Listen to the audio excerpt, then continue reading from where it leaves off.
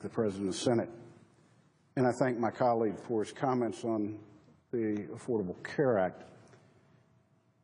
Mr. President, I'm actually excited to be here having a debate about veterans, about the promises that we've made, about those that are really reliant on not only the VA, but on this institution to actually look at the programs and the services provided when we see deficiencies as a body,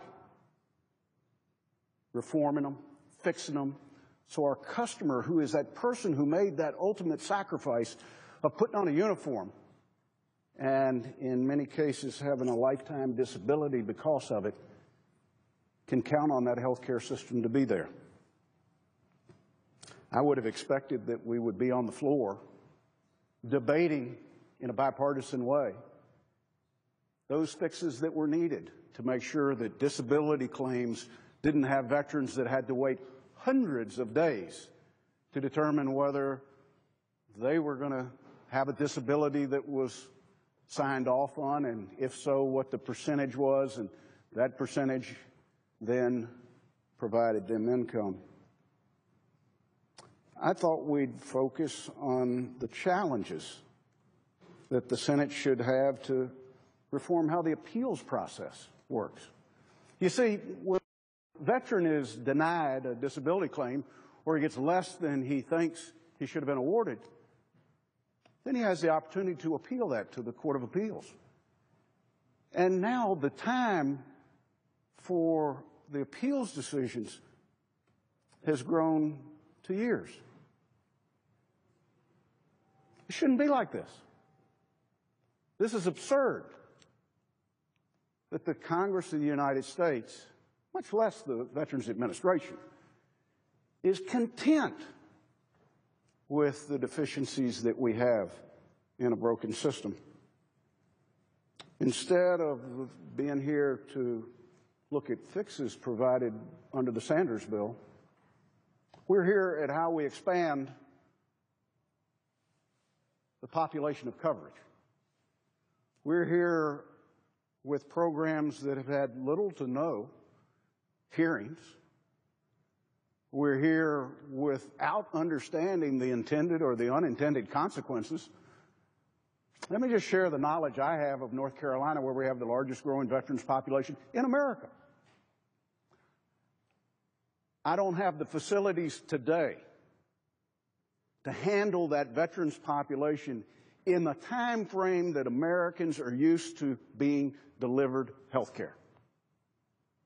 I could go out and start construction tomorrow if my good friend the President would allocate me the money, since he sits on the Appropriations Committee, and build facilities, and I still couldn't meet the facility requirements that are needed to provide that level of care. As a matter of fact, we've got about $14 billion worth of construction currently underway in the country, and on an annual basis, this body, the Congress of the United States, allocates about $1 billion in facilities, construction, and maintenance money. We have 14 years of backlog right now, and we're not even anticipating what the effects are going to be of our current warriors who have come out of Iraq, who will leave Afghanistan, or who might enter Syria, or who might be in the conflict around the road. But no, we're here debating in the Sanders bill a massive expansion in who's provided benefits under VA. So who is that? It's veterans that have no service-connected disability. It's veterans that are above the means testing threshold. Let me put it in layman's terms. These are not people that are low income, and these are not people that have a service-connected disability. Now, we're going to have days to debate this bill. And I will introduce an alternative, and I will openly confess up front that I don't get into fixes, because to do fixes, there's got to be bipartisanship. To reform programs in the federal agencies, Republicans and Democrats have to come together. Why we're here today is because there was no outreach to try to put together a compromise bill. if the conversation we had about a day before we left a week ago, where you said, this is what I'm going to do, won't you sign on, but you weren't willing to talk about changes. If that was compromise, then you did it. I don't consider that to be compromise. I don't consider it to be good faith negotiations. But that's behind us. We've got this bill to consider. And it is a massive expansion. And what's it do? It basically says to those warriors who have service-connected disabilities, those individuals who are low income, and this is where they get their service, their health care. You're going to have to wait in a bigger line. You're going to have to get behind more people. So what veterans expect, which is the most needy receive the services they need, it's not what this bill does. It's not at all what it does. As a matter of fact, Section 301 of the Sanders bill would expand eligibility of the VA healthcare system. It would qualify to enroll in the VA healthcare as Priority 8 veterans, again, if they do not have access to health insurance except through a health exchange and do not meet and do not qualify for a higher priority. Now, before getting into my concerns about this affected section and what it would have on VA, I'd like to comment on how this section's been drafted. The section says, I want to quote, if a veteran qualifies as a Priority 8 veteran and has no other option but the health exchange under the Affordable Care Act, they could enroll in the VA. Let me read that again.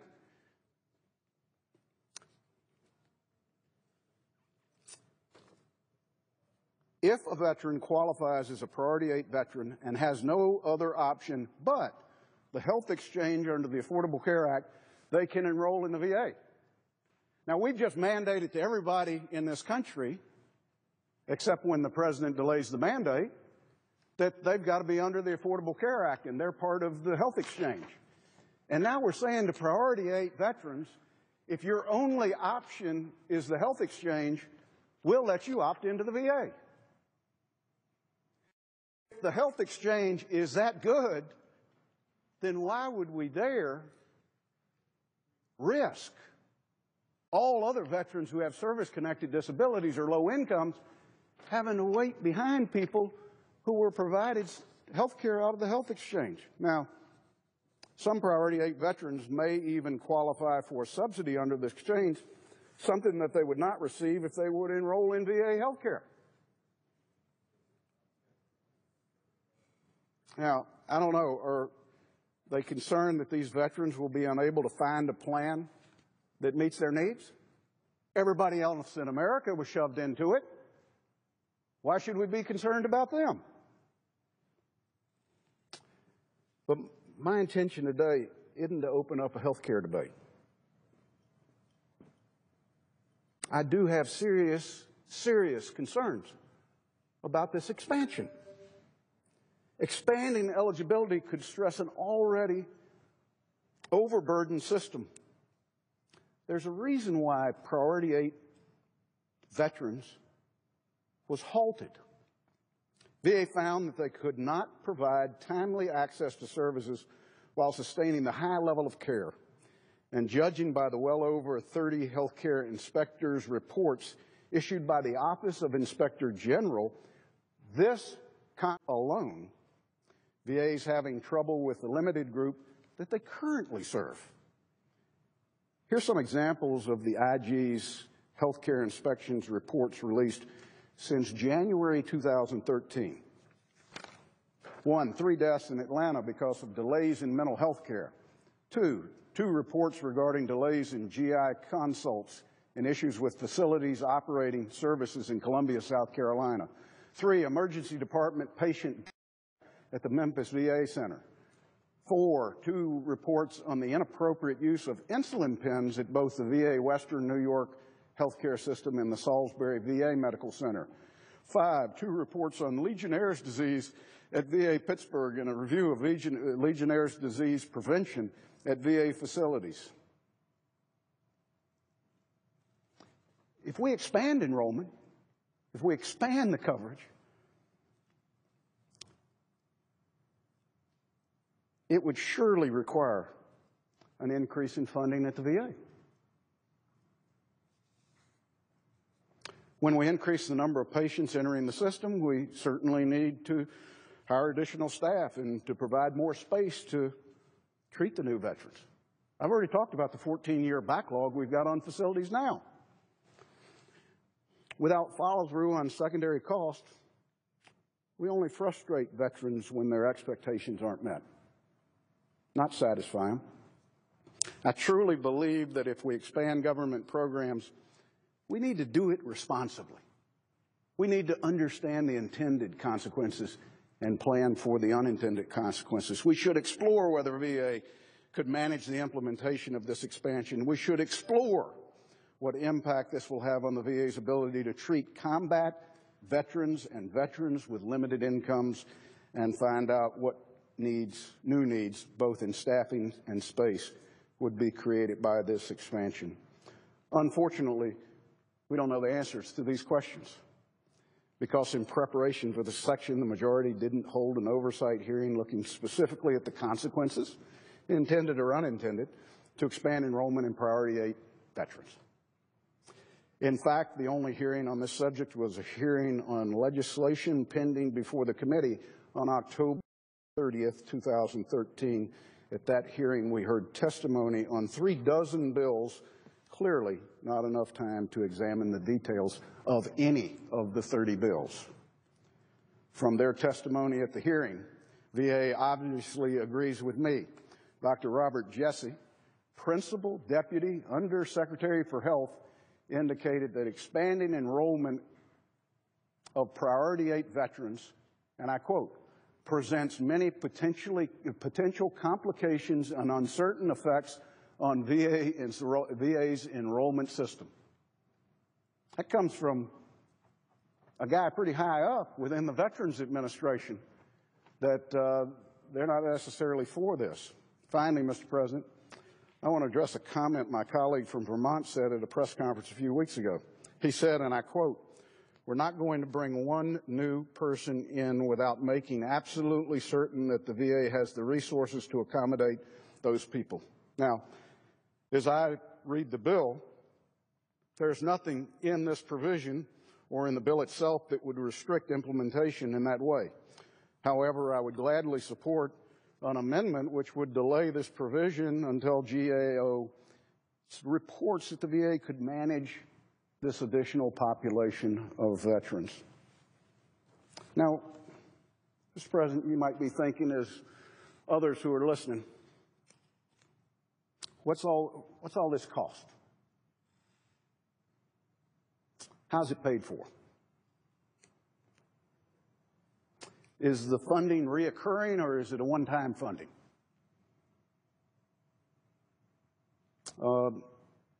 Is it permanent expansion? Well, let me try to answer some of that for you. The way the Sanders bill is paid for, it's paid with money out of the overseas contingency operations. That's war money that we were going to spend, that we haven't spent, that we never had because we were borrowing it, that now we're going to use to expand this. It's one-time funding for a permanent program. Say that again. One-time funding for a permanent program. It's not like we're going to fund this expansion of Priority 8s, and all of a sudden when OCO money is gone, we're going to say, oops, we didn't mean it. We're going to pull it back. No, these are going to be in the system, regardless of the impact, regardless of the consequences. So who's adversely affected? Today's warriors.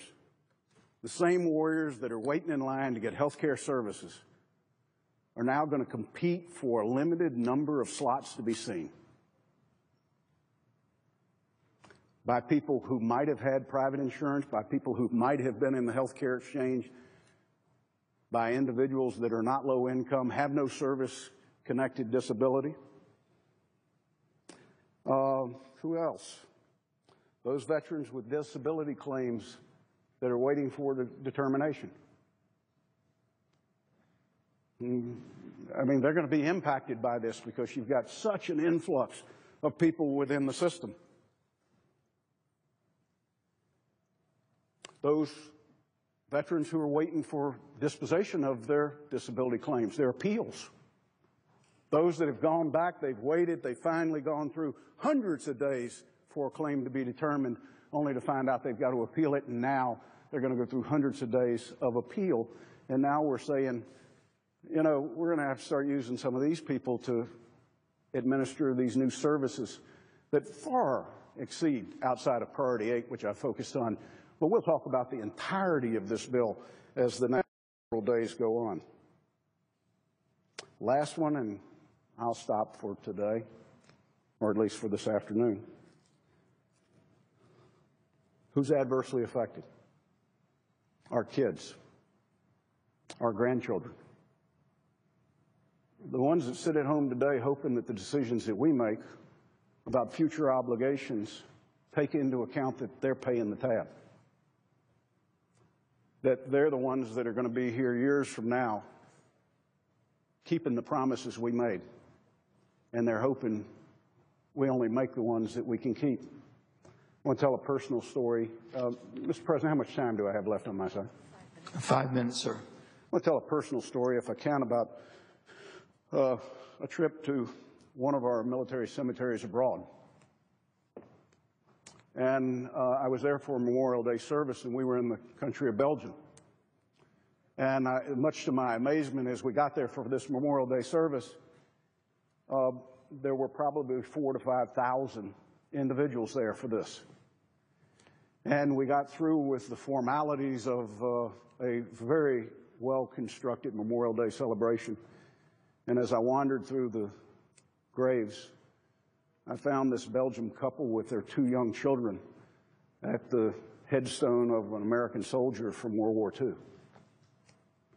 And I went up and I asked them one simple question: why are you here? And that Belgian father, younger than I was, looked at me and he said, "Sir, I inherited this grave from my father."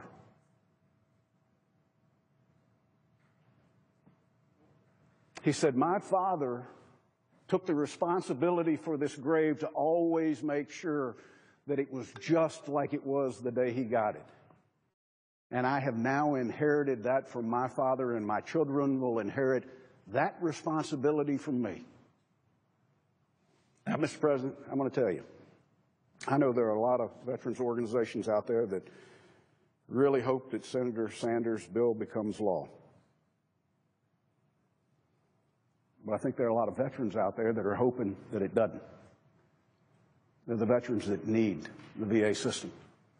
They're the ones that count on it for their mental health treatment, for their substance abuse treatment. They count on that for their primary care. They count on it for diabetes maintenance. They count on it to stay alive. And we promised it to them. I'm sure that future generations will look at the decisions we make this week, and they will belly up to the bar for whatever it costs.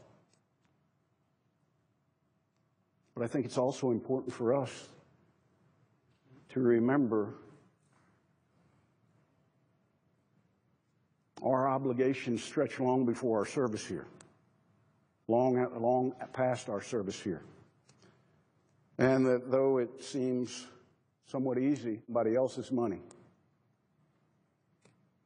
our kids want us to reform this. Our veterans want us to reform this. The VA wants us to reform this. Once we reform it, we can talk about expansion.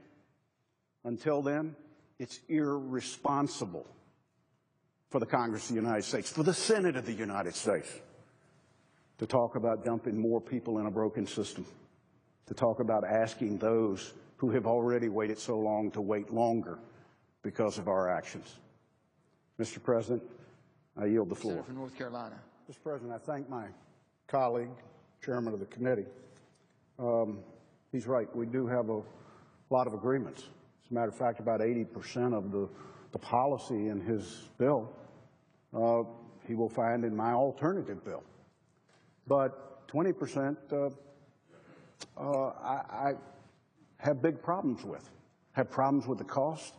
I have problems with the unintended consequences. If we could figure out the intended consequences, but we can't because there hadn't been much time to it. So I look forward to the couple of days. I think that the chair made a plea that this be limited to VA issues. Well, you know, Mr. Chairman, that might be possible if the minority had the opportunity to amend legislation in this institution. I think we've had 4 votes on Republican amendments since July. And to suggest that Iran's not important is, in fact, a blind eye on the world.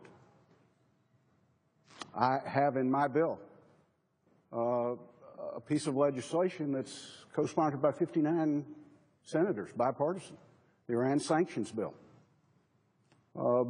Why? Because it's the only way we can get this to the floor.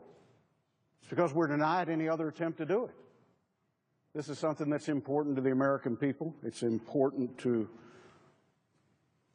our friends and our allies around the world. And I'm sure it will dominate part of the debate. But make no mistake about it. The one thing that the chairman didn't point to was what we're fixing. We're adding a lot of stuff, but we're not fixing anything. Ask any veteran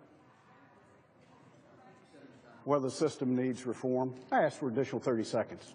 Without objection. Ask any veteran if there are areas that need reform. I think they'd tell Chairman Sanders, just like they would me, yeah, there are a lot of places that need reform. So to suggest that that shouldn't be part of this debate is ludicrous. I look forward to the next several days. I urge my colleagues to support getting on this bill and would urge them to vote aye when they come for this next vote. I thank the chair.